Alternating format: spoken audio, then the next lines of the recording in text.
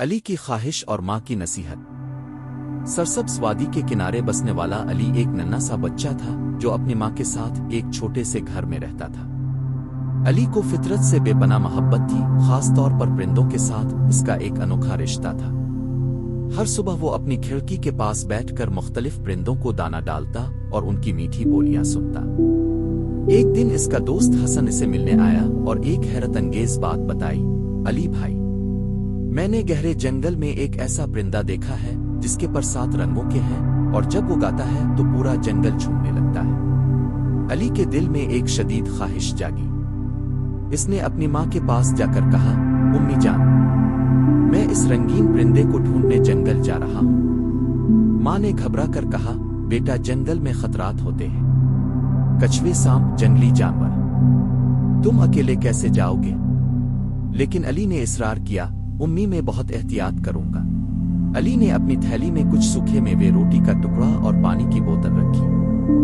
اس نے اپنے کندھے پر ایک چھوٹا سا کمبل بھی باندھ لیا۔ ماں نے اسے دعا دی اور کہا، شام سے پہلے واپس آ جانا۔ جنگل کے راستے پر چلتے ہوئے علی نے حیرت انگیز چیزیں دیکھی۔ رنگ برنگے پھول جو ہوا میں جھوم رہے تھے، چھوٹے چھوٹے کیڑے جو پتوں پر رینگ رہے تھے، دور سے سنائی دینے والی ندیاں کی سرسراہٹ۔ تھوڑی دور چلنے کے بعد اسے ایک بوڑھا کچھوا نظر آیا جو بہت مشکل سے چل رہا تھا۔ کچھوے نے ہانپتے ہوئے کہا، بیٹا، کیا تم میری مدد کر سکتے ہو؟ مجھے تالاب تک پہنچنا ہے۔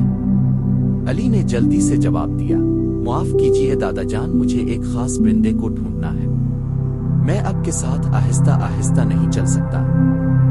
علی آگے بڑھا تو اس نے ایک چھوٹے سے خرگوش کو دیکھا جو اپنے پیچھے والے پیر سے لگوا رہا تھا۔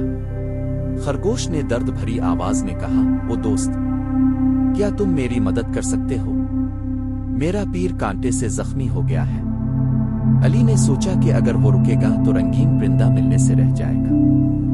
اس نے جلد بازی میں کہا، تم یہیں آرام کر لو، میں واپس آتے ہوئے تمہاری مدد کروں گا۔ بالآخر علی ایک شاندار پیپل کے درخت کے نیچے پہنچا جہاں وہ رنگین پرندہ بیٹھا تھا۔ پرندے کے پروں میں نیلا، سبز، سنہری، سرخ 7 رنگ چمک رہے تھے۔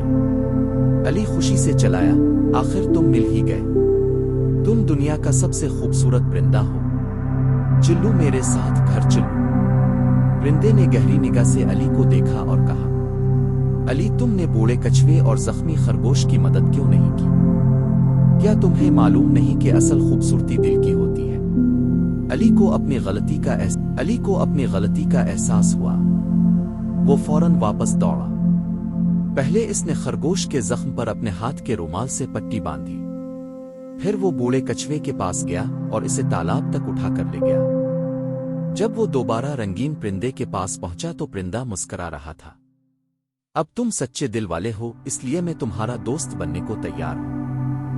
علی جب گھر واپس آیا تو اس نے ماں کو سارا واقعہ سنایا۔ ماں نے خوش ہو کر کہا، بیٹا، آج تم نے سب سے بڑا سبق سیکھا ہے، دوسروں کی مدد کرنا ہی اصل کامیابی ہے۔ اخلاقی سبق، مہربانی ہر چیز سے بڑھ کر ہے، صبر اور ہمدردی انسان کو خوبصورت بناتی ہے، فطرت ہمیں بے لوث محبت سکھاتی ہے۔